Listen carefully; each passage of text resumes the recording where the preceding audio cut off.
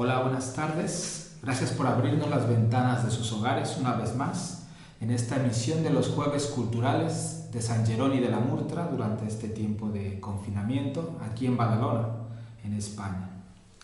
Esta tarde os haré una aproximación a la persona y a la obra de Sor Juana Inés de la Cruz. Digo aproximación porque se trata de una mujer que nos ha dejado un gran legado, no solo en cuanto a su producción literaria y artística, e intelectual también, sino en cuanto a su recorrido vital. ¿Sí? Siguiente.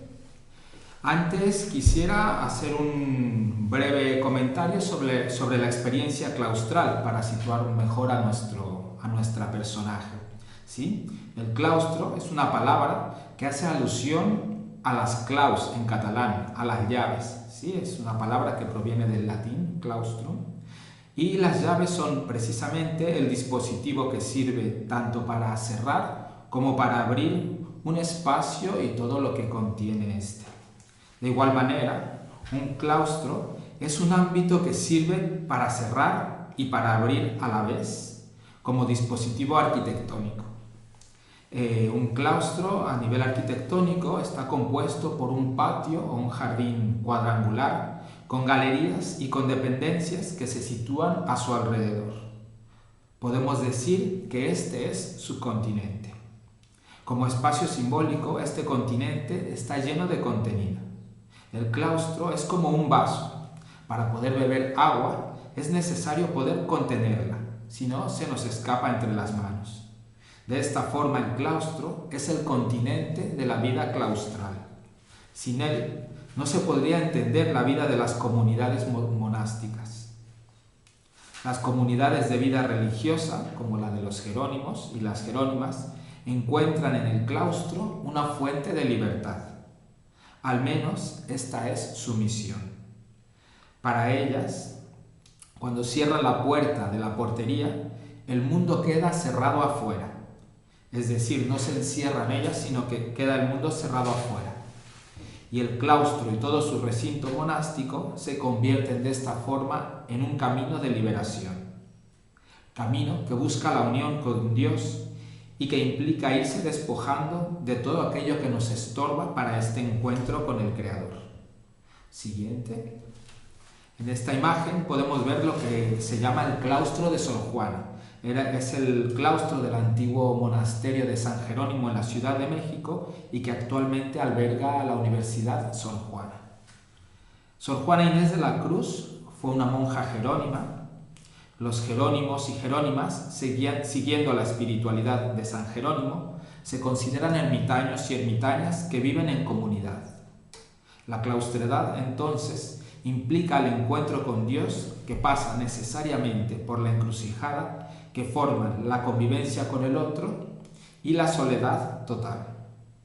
Los claustros jerónimos suelen tener dos pisos. El piso bajo es el de las dependencias comunitarias y el alto es el que está destinado a las celdas individuales. La arquitectura de esta forma acompaña su itinerario vital, ser comunidad y a la vez ser eremitorio. Esta dimensión claustral se traslada también a la individualidad del religioso y religiosa. Su hábito, su vestimenta y todo su comportamiento, tanto a nivel físico y simbólico, enmarcan un exterior y un interior. La ropa, con velos y capuchas, clausuran al cuerpo de la persona, y esta clausura del cuerpo se traslada al alma, creando a la vez un sentimiento de libertad, dejando afuera todo aquello que la separa de Dios. Y aunque, como dice el dicho, el hábito no hace al monje, sí le recuerda la condición de vida que ha escogido. Al menos en teoría, el hábito supone también una igualdad de condiciones materiales entre las monjas y los frailes. De igual manera que hemos dicho del espacio arquitectónico, el hábito es un cerrar que a la vez abre. El claustro es, pues, el contenido de aquello inabarcable, o sea, el encuentro con Dios. De igual manera, la persona también es claustro de la humanidad entera. Lo finito es claustro de lo infinito. Lo conocido es claustro de lo incognoscible. La palabra es claustro del silencio. Adelante. Dejamos un poco atrás esta introducción sobre la vida en el claustro que nos sitúa un poco en la trascendencia, ¿no?, de la elección de Sor Juana en cuanto a enclaustrarse. Y para seguir en esta introducción hablaremos un poco del contexto social de Sor Juana Inés de la Cruz, ¿no?, de la época en la que ella le tocó vivir. Hemos de situarnos en su contexto habitual, que es el México del siglo XVII, el México de la época barroca. Un siglo antes, la conquista de la Ciudad de México a manos de Hernán Cortés, datada en el año de 1521. Escasamente ha pasado un siglo desde que nació Juana y aún se está viviendo el trauma de la colonización. La sociedad está altamente marcada por el contraste. Por un lado, conquistadores y por el otro lado, conquistados. ¿Sí? Una extrema riqueza y una extrema pobreza. Un grupo minoritario blanco que domina y explota a una gran mayoría de población indígena, negra y mestiza, que conforma el tapiz multiétnico de lo que comenzó a llamarse la Nueva España. Dentro de este mundo nació Juana Inés, y nació bajo el paraguas del pequeño grupo de favorecidos blancos. En él, la mujer había de tener una actitud pasiva y su educación la preparaba para reproducir las costumbres y el pensamiento dominante virreinal importado de la península, así como las prácticas cristianas de aquella época. La mayoría de las mujeres ni siquiera se daban cuenta del sometimiento y la ignorancia en que vivían. No asistían a instituciones educativas ni aspiraban a conocimientos superiores. Las virtudes que cultivaban eran la obediencia, la laboriosidad y el sosiego. Adelante. En la siguiente imagen podemos ver a un plano de los más antiguos que se conservan de la Ciudad de México, desde el centro de la Ciudad de México, donde está situado el Zócalo. Ya en este plano se ve pues lo que sería la casa de gobierno y la catedral, la actual catedral, y que tomaron o se edificaron sobre el antiguo templo mayor de los aztecas. Si pasamos a la siguiente imagen, podemos ver las castas que habían en esa época, ¿sí? Todo el recorrido desde la casta más elevada hasta la más ínfima, ¿no? Las castas eran fruto pues de los digamos, mezcla o mestizaje entre las diferentes realidades étnicas de aquella nación que estaba apenas constituyéndose, ¿no? En esa época, continuando con la educación de las mujeres, la máxima aspiración era ir a las amigas, lo que se llamaba las amigas, que eran una especie de escuelas para niñas de entre 3 y 12 años, donde aprendían catecismo, buenas maneras y labores manuales. Las niñas de familias buenas podían recibir además instrucción en casa con maestros particulares, y si alguna era dócil, además podía ser candidata a la vida religiosa. Estas características también se trasladan a todas las manifestaciones culturales y artísticas del momento. De Europa llega el barroco, y el contraste social del virreinato se traduce en la literatura en forma de paradoja, es decir, contradicción. Durante este periodo toman fuerza dos corrientes literarias importantes. Por un lado estaba lo que se llama el culteranismo, que escribe para los sentidos, con juegos de palabras, fantasías y formas, y por otro lado lo que se llamó el conceptismo, que escribe para la inteligencia, con juegos de pensamientos y asociaciones como prueba de agudez mental. Ya iremos viendo cómo todo esto también se encarna en la realidad y en la producción de Sor Juana Inés. Dentro de los conventos también se reproduce de igual manera este esquema social, ¿sí? El esquema barroco, el esquema de castas, la gran contraste y paradoja entre las vidas de unos y otros, ¿no? Depende del lugar donde te haya tocado nacer.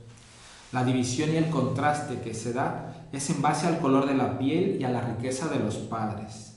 Las monjas ricas gozaban de cierta vida privada dentro del convento, con 2 y 3 sirvientas, y las pobres acababan sirviendo a las ricas. Los jesuitas, que entonces tenían prestigio y control de los quehaceres religiosos del virreinato en esa edad temprana, consideraban a la mujer débil ante las tentaciones de la carne, y por este motivo hacían campañas de purificación femenina enclaustrándolas. Bueno, estas breves pinceladas nos hacen entender algunas de las vicisitudes que, como iremos viendo ahora en la charla, tuvo que correr Juana Inés para poder hacerse un lugar en esa época. ¿Sí? Pasamos a la siguiente imagen. Sor Juana Inés de la Cruz es considerada por muchos una de las escritoras hispanoamericanas más relevantes del siglo XVII y posteriores. Pero bueno, vamos primeramente a su origen. Ella, Juana Inés de Asbaje y Ramírez, nació en el pueblo de Nepantla, actualmente dentro de la Ciudad de México, el día 12 de noviembre de 1648, ¿sí? Como decíamos, poco más de un siglo después de la conquista. Y murió en el convento de San Jerónimo de la misma Ciudad de México el día 14 de abril de 1695. Ella vivió 48 años. Su madre fue criolla, llamada doña Isabel Ramírez, y era la amante del capitán vasco Pedro Manuel de Asbaje, con quien tuvo 3 hijas. Años más tarde, Isabel se unió a otro capitán de nombre Diego Ruiz de Lozano, con quien tuvo 2 hijas y un hijo más. Cuando Juana tenía 5 años, su madre la envió con su abuelo materno, ¿sí? Donde tuvo ocasión de devorar la biblioteca de su abuelo, jugaba con los hijos de los esclavos negros y aprendió también el náhuatl de los indios y el español de los mulatos y los negros. Juana hablaba de su origen vasco, aunque nunca conoció a su padre. Con su madre tenía poca relación. Ante el estigma de ser hija ilegítima, ella prefería llamarse a sí misma hija de la Iglesia y se presentaba como Juana Inés Ramírez, es decir, no utilizaba el apellido paterno. Desde pequeña fue de una familia a otra. Como decíamos, hasta los 5 años estuvo en la casa materna, después de los 5 a los 8 años con su abuelo materno, de los 8 a los 16 con una tía y de los 16 hasta los 21 en el palacio, como menina o muy querida de la virreina. Y a partir de los 21 años y hasta su muerte, los pasó ya en el convento. ¿Sí? Juana pues tuvo que abrirse vida y hacerse por sí misma, ¿no? Ella se construyó a sí misma. En la siguiente imagen vemos a una Juana Inés en un retrato adolescente, ¿sí?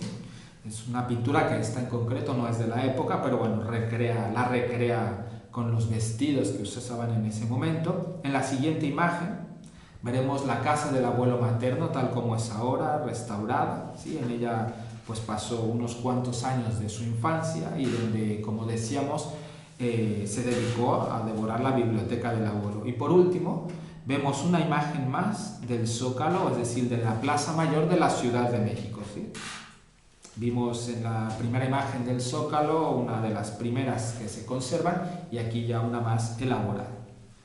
Bien, pasamos a la siguiente imagen. Vamos a entrar ya a lo que era la formación de Juana Inés para que veamos un poco de dónde le venía toda su inquietud intelectual, ¿sí? Ella fue una niña prodigio que nunca pasaba inadvertida allá donde iba, ¿sí? La caracterizaba un gran interés por aprender. Contamos con una obra muy valiosa para saber sobre su vida que se llama La respuesta a Sor Filotea de la Cruz. Es una obra escrita por ella que en gran parte es autobiográfica y nos ayuda a conocer características psicológicas de Sor Juana, también sus intereses intelectuales y su posición ante el conocimiento. Esta obra la escribió como una réplica a una acusación que le hizo el obispo de Puebla, que se llamaba Manuel Fernández de la Cruz, quien en el año 1690 había publicado una obra de Sor Juana Inés de la Cruz, sin el permiso de ella, que se llamaba la Carta Atenagórica, en la cual Sor Juana hacía una dura crítica a un sermón de un jesuita portugués que se llamaba el Sermón del Mandato, ¿sí? Ella escribió esta crítica y sin su permiso la publicaron. Entonces, junto con esta publicación se añadía una censura a Sor Juana, ¿no? En la que este obispo pues la reprimía y le decía que las mujeres pues tenían que dedicarse más a las labores domésticas. Entonces ella escribe esta carta a Sor Filotea de la Cruz, esta respuesta en la cual ella pues se retrata a sí misma en cuanto a mujer, en cuanto a religiosa, y sobre todo defiende el derecho a estudiar y a aprender. ¿Sí?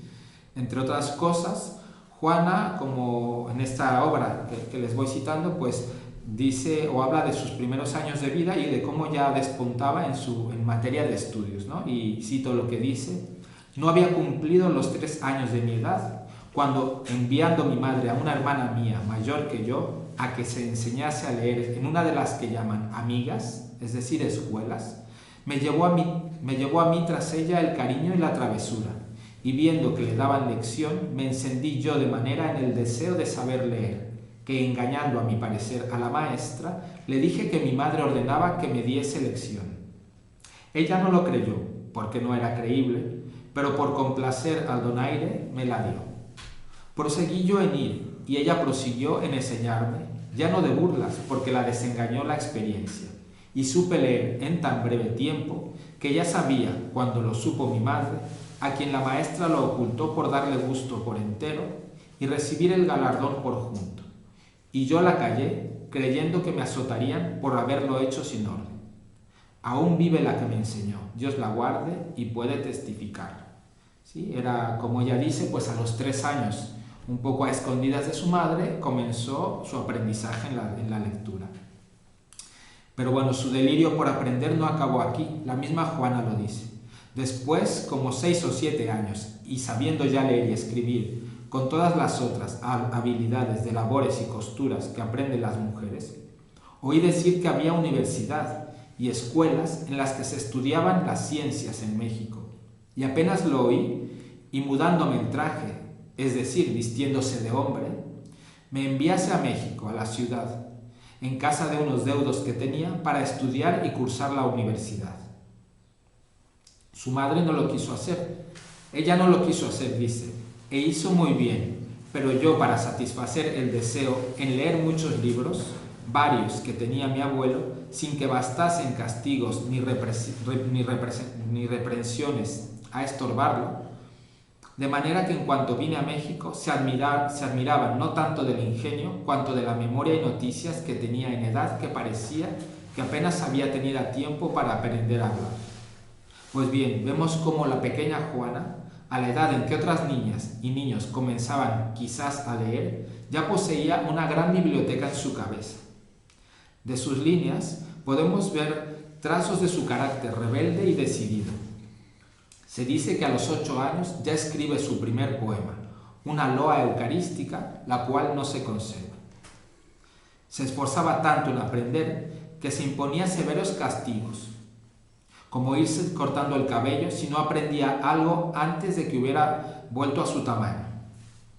Y dice ella, sucedía, si pasamos a la siguiente imagen, sucedía que él crecía y yo no sabía lo propuesto, porque el pelo crecía a prisa y yo aprendía despacio, y con efecto le cortaba en pena de la rudeza, que no me parecía razón que estuviese vestida de cabellos la cabeza, que estaba tan desnuda de noticias, que era más apetecible adorno.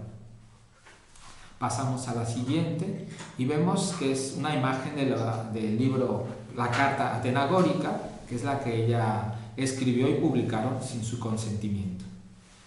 Bien, la siguiente imagen, a ella, bueno, los tíos que la cuidaron después del periodo que estuvo con su abuelo materno eran un matrimonio acomodado. Él se llamaba Juan de Mata y su tía María Ramírez, y ellos pues le hicieron de padres buenos. Le pagaron un profesor de latín, le regalaban libros y la motivaban a escribir. Ya notaban el talento natural que tenía esta niña, y lo presentaron a los virreyes, ¿sí?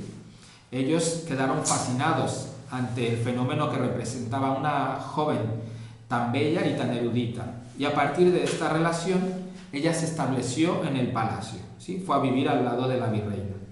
Destaca la amistad de Juana con esta virreina, llamada Leonor de Carreto, la cual se convirtió en una de las mecenas más importantes de Sor Juana Inés.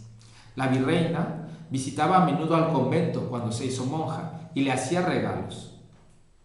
En 1674, Juana recibe un golpe muy doloroso cuando estos virreyes son relevados de su cargo y durante el trayecto a España muere Leonor, la virreina. ¿Sí? A ella le dedicó muchos poemas en vida. Hay una anécdota de este periodo que dice, que nos cuenta que el virrey convocó a 40 sabios de la Ciudad de México para hacer una especie de prueba a Juana. A ella le plantearon cuestiones de todo tipo, filosófico, científico, literario, matemático, y durante varias horas la estuvieron probando, ¿sí? Se trataba de la élite colonial de aquel momento. Y ella, pues bueno, salió bastante airosa de la prueba y el virrey dijo las siguientes palabras, ¿no? Dijo que ella era así como un galeón de guerra que se deshacía de unas cuantas chalupas. El galeón de guerra era ella, obviamente, y las chalupas, que son unas embarcaciones como una especie de piraguas, eran pues los eruditos que intentaban pues comérsela a ella, ¿no?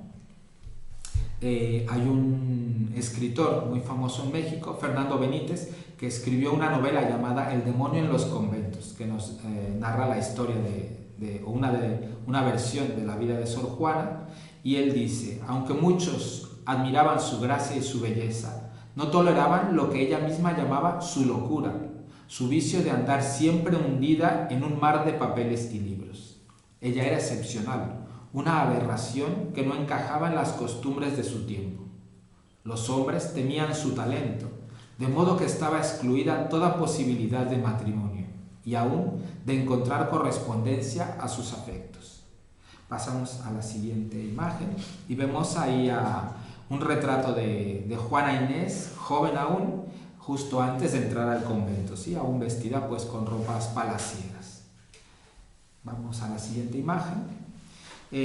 Después de unos cuantos años en la corte, en el año 1667, Juana entra a la vida religiosa y lo hace primeramente al convento de las Carmelitas Descalzas. Pero bueno, por cuestiones de salud, quizás seguramente porque también la regla era muy rigurosa para ella, solo dura unos meses ahí. Entonces salió, volvió nuevamente a casa y al cabo de poco tiempo entró ya definitivamente con las Jerónimas, ¿sí? Esto pues lo hizo básicamente impulsada por un jesuita conocido suyo llamado Antonio Ruiz de Miranda, que bueno, él le sugirió entrar, lo cual era una forma de ella poder continuar con su vida intelectual.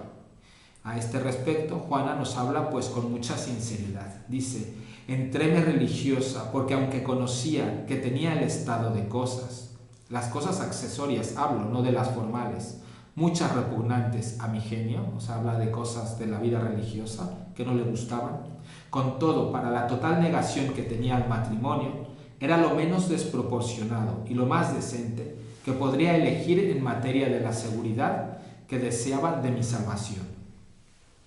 Y una vez dentro del convento, pudo seguir su vocación intelectual. Y ella seguía diciendo, proseguí a la estudiosa tarea, que para mí era descanso, en todos los ratos que sobraban a mi obligación, de leer y más leer, de estudiar y más estudiar, sin más maestro que los mismos libros.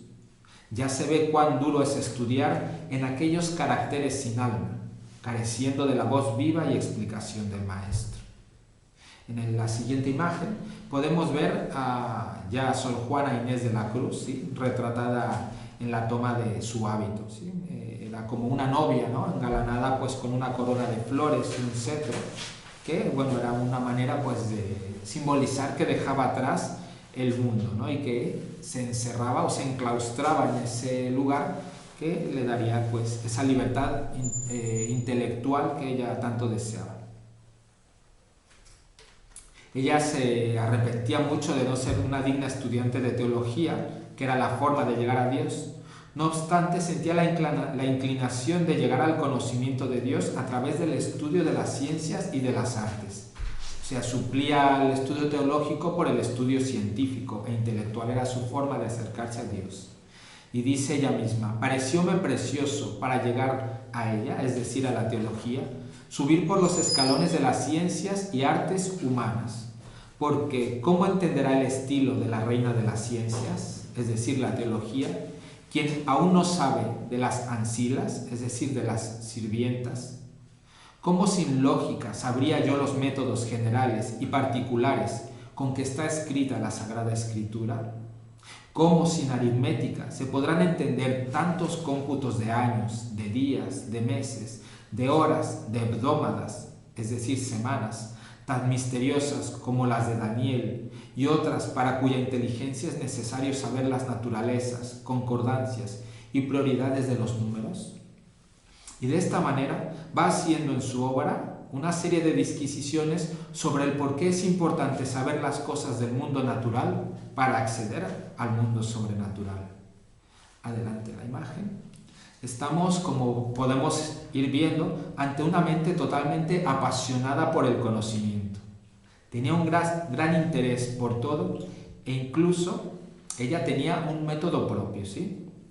Dice, y como no tenía interés que me moviese, quiere decir interés o de pasar de un curso al siguiente si estuviera en la universidad, ni límite de tiempo que me estrechase al continuado estudio de una cosa por la necesidad de los grados, casi a un tiempo estudiaba diversas cosas, o dejaba unas por otras, bien que en esto observaba orden, porque a unas las llamaba estudio y a otras diversión. Mientras se mueve la pluma, descansa el compás, y mientras se toca el órgano, se sosiega el arpa. Es decir, para ella era un continuo aprender, pasando de una disciplina a la otra, y en una descansaba de la otra, ¿no? Como ella misma lo va diciendo. Era plenamente consciente del valor de la interdisciplinariedad, y dice ella, yo de mí puedo asegurar que lo que no entiendo en un autor de una facultad, lo suelo entender en otro de otra que parece muy distante. Su mente iba conectándolo todo, ¿no? Había un universo interior.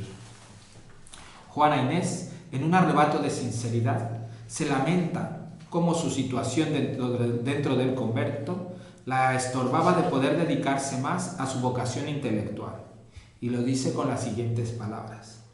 Lo que sí pudiera ser descargo mío es el sumo trabajo, no solo encarecer de maestro, sino de condiscípulos con quienes conferir y ejercitar lo estudiado, teniendo solo por maestro un libro mudo, por condiscípulo un tintero insensible, y en vez de explicación y ejercicio, muchos estorbos, no solo de mis religiosas obligaciones, que éstas ya se sabe cuán útil y provechosamente gastan el tiempo, sino de aquellas cosas accesorias de una comunidad, como estar leyendo yo y antojárseles en la celda vecina tocar y cantar, estar yo estudiando y pelear dos criadas y venirme a construir juez de su pendencia, estar yo escribiendo y venir una amiga a visitarme, haciéndome muy mala obra con muy buena voluntad. Y esto es continuamente, porque como los ratos de destino a mi estudio son los que sobran de lo regular de la comunidad, esos mismos le sobran a las otras para venirme a estorbar. Y solo saben cuánta verdad es esta los que tienen experiencia de vida común, donde solo la fuerza de la vocación puede hacer que mi natural esté gustoso y el mucho amor que hay entre mí y mis amadas hermanas, que como el amor es unión, no hay para él extremos distantes. Bien, pasamos a la siguiente imagen y vemos en ella el muro exterior de la iglesia de San Jerónimo, ¿sí? Es este convento que tuve oportunidad de visitar se conserva bastante en cuanto al momento en que ella vivió. Se han ido adaptando al uso que tiene ahora, que es de universidad, pero la estructura en general es en la que ella vivió.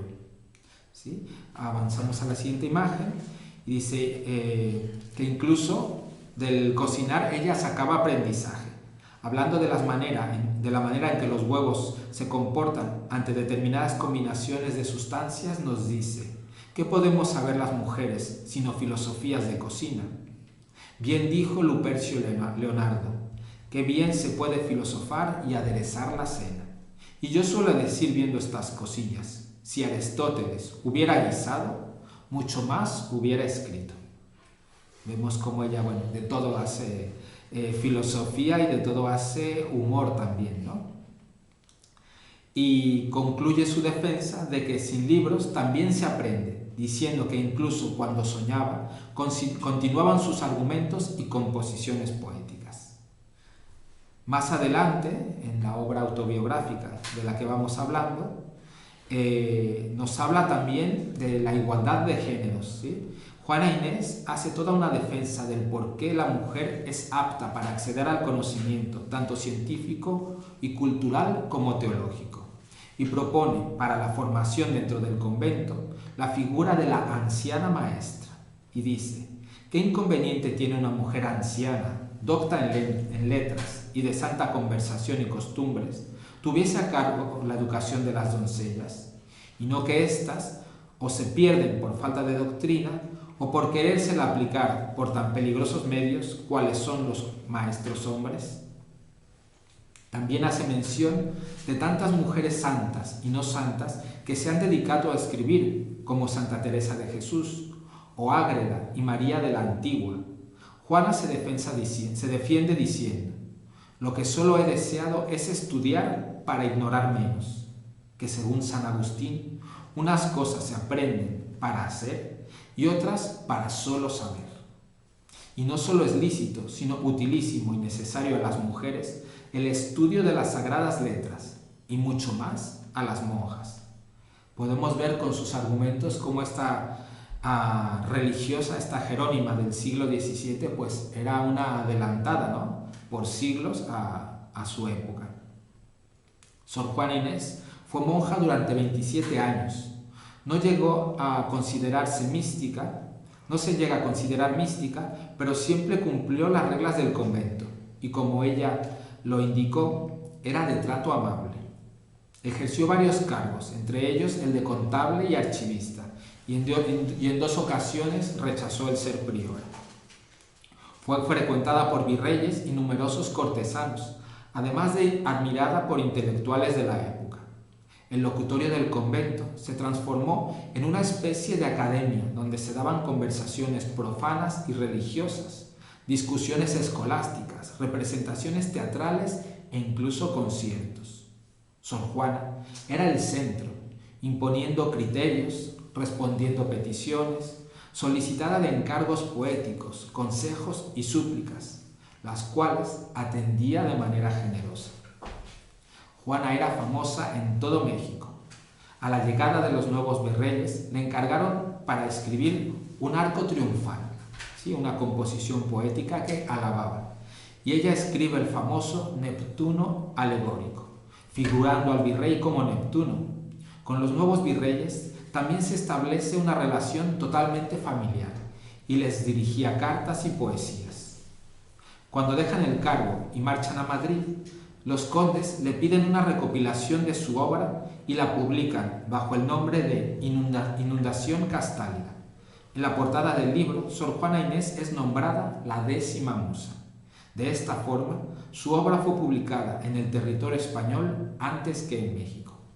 Y al año siguiente, la fama era tanta que en México fue publicada una segunda edición de este primer volumen de su obra. ¿Sí? Pasamos a la siguiente imagen y vemos a Sor Juana Inés ya en un retrato de más madurez, ¿sí?, hecho por Miguel Cabrera.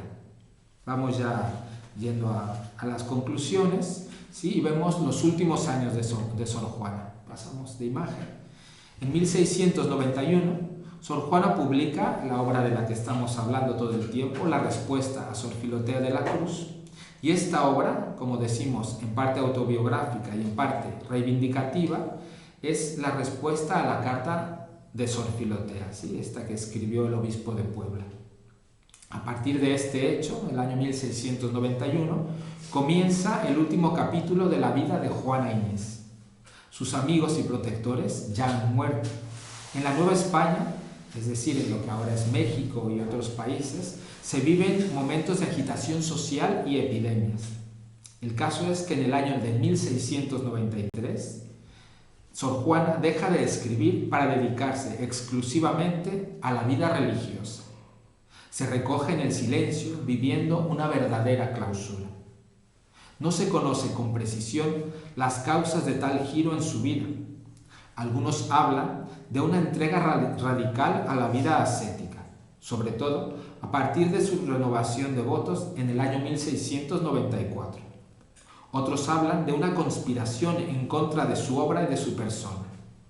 Ciertamente la crítica recibida en la carta de Sor Filotea la afectaron severamente. Hay quien afirma que poco antes de su muerte, su confesor, el jesuita Núñez de Miranda, con quien ya se había reconciliado, la obliga a deshacerse de su biblioteca, calculada en 4.000 volúmenes, la más rica de Latinoamérica en esos momentos, y también de sus instrumentos musicales y científicos. No obstante, se descubrió también en el testamento del padre José de Lombeida, antiguo amigo de Sor Juana, una cláusula donde se refiere cómo ella misma le encarga venderlo todo y darle el dinero al arzobispo Francisco de Aguiar para ayudar a los pobres. ¿Sí? En la siguiente imagen vemos una firma suya y, como dice, contadora, ¿no? Uno de los cargos que ella cumplió.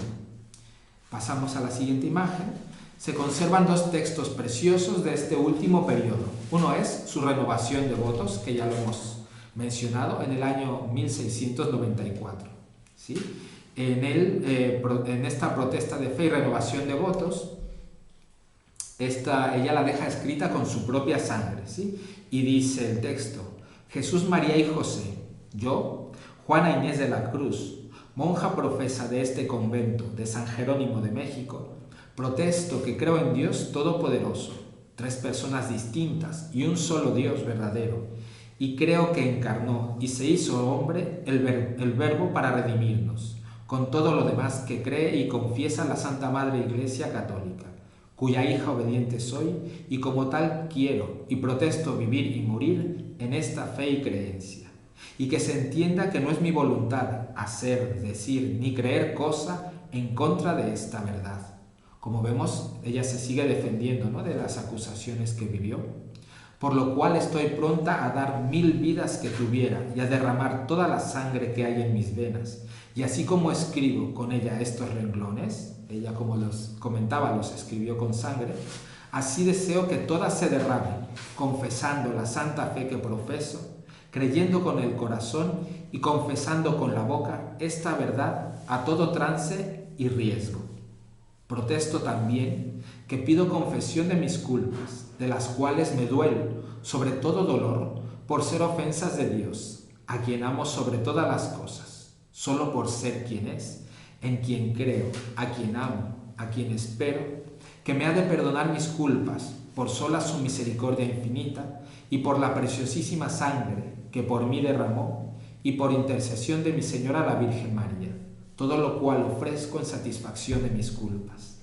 Y asimismo, como monja profesa que soy, de que doy infinitas gracias a su majestad, nuevo la obligación de los 4 votos religiosos, y de nuevo hago voto de obediencia, pobreza, castidad y perpetua clausura. Y reitero a Cristo, Señor y mi esposo, la palabra que le di de mi profesión, que tan mal he cumplido y que me pesa en el alma, de no admitir otro amor sino solo el suyo, y guardándole la lealtad de verdadera y fiel esposa, enmendando lo que hasta aquí he faltado y doliéndome infinito de lo mal que he obrado. Y así continúa toda su protesta, ¿sí? En la siguiente página vemos la portada de esta protesta, ¿sí?, firmada el 8 de febrero de 1694. Y hay un texto más en el cual ella exclama una última voluntad. Dice: aquí arriba, o sea, ella lo escribe para el día de su muerte, dice: aquí arriba se ha de anotar el día de mi muerte, mes y año. Suplico por amor de Dios y de su purísima Madre, a mis amadas y hermanas las religiosas que son y en lo adelante fuesen, me encomienden a Dios, que he sido y soy la peor que ha habido. A todas pido perdón por amor de Dios y de su Madre. Yo, la peor del mundo, Juana Inés de la Cruz. ¿Sí? Estas son las últimas letras que se conocen de ella, ya que a comienzos del año 1695, un año después, se desata una epidemia de cólera en la Ciudad de México, causando grandes muertes. En el convento de San Jerónimo también entra el cólera y Sor Juana se aboca al cuidado de sus hermanas y muere víctima del contagio el día 17 de abril de 1695. Fue enterrada el mismo día de su defunción. El funeral fue presidido por su amigo el canónigo Francisco de Aguiar. En la siguiente imagen vemos la lápida, en la cual se colocó la siguiente inscripción: en este recinto, que es el coro bajo y entierro de las monjas de San Jerónimo, fue sepultada Sor Juana Inés de la Cruz el 17 de abril de 1695. ¿Sí? Pasamos a la siguiente imagen y bueno, saltamos una más para ver la portada de dos volúmenes de sus obras, ¿sí? De las obras completas de las que hablábamos, que fueron publicadas unas antes aquí en España y otras después en México, ¿sí? Y bueno, debido al peso de las corrientes neoclásicas del siglo siguiente, del siglo XVIII, la obra de Sor Juana quedó en el olvido. No obstante esto, siglos después fue revalorizada y estudiada, ocupando el centro de una atención cada vez más creciente. Entre sus estudiosos contemporáneos destaca el gran poeta y ensayista mexicano Octavio Paz, quien escribió el libro Sor Juana Inés de la Cruz o Las trampas de la fe, el cual inspiró una película llamada Yo, la peor de todas, ¿sí? De factura argentina. Pasamos a la siguiente imagen. Aquí hay enumeración de algunas de sus obras. En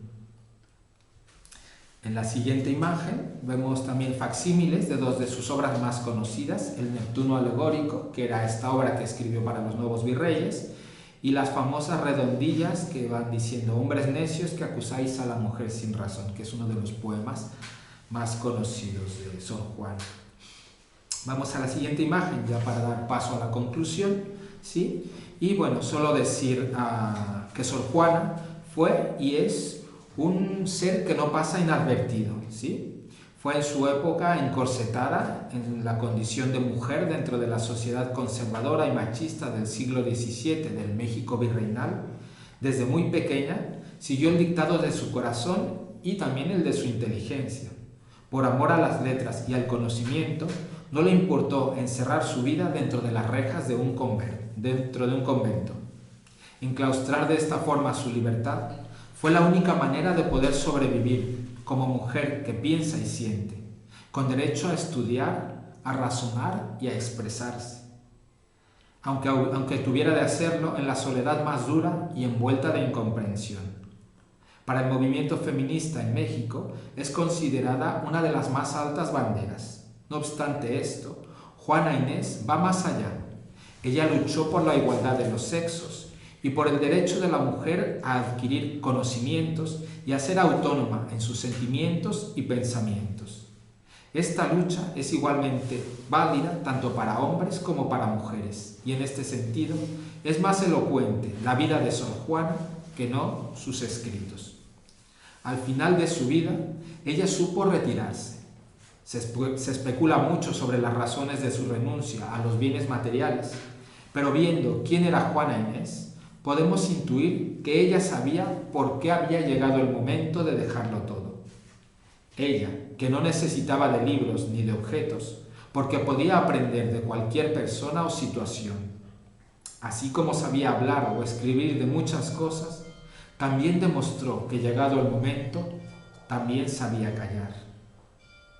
Y su silencio fue el verdadero claustro donde encontró la libertad tan anhelada.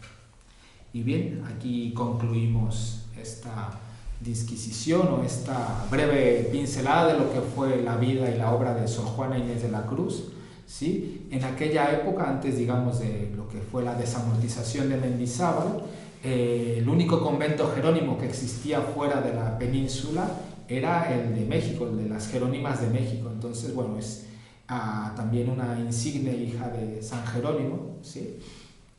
Y bueno, es un poco un puente que nos une en este momento América con Cataluña, ¿no? Con este convento, con este monasterio de San Jerónimo de la Murtra.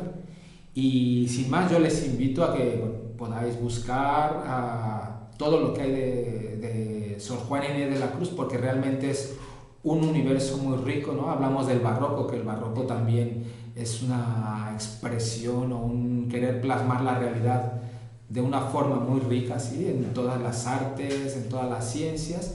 Y Sor Juana, pues bueno, es una de los máximos exponentes, ¿sí? Considerada la décima musa y comparada a los grandes poetas e intelectuales de la Europa de su tiempo.